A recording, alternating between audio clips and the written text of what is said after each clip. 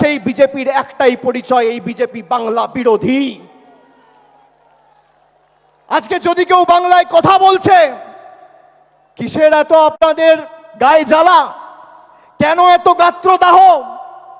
বাংলায় জিততে পারেননি বলে। আমি তো আগের মাসে সভা করেছিলাম ডায়মন্ড হারবার থেকে, বলেছিলাম 50 পেরোবে না বিজেপি। আমি রাজনৈতিক ভবিষ্যৎবাণী করি না, কিন্তু যদি ভবিষ্যৎবাণী করি ভেবে চিন্তে করি আর মানুষের উপর অগাধ আস্থা রেখে করি।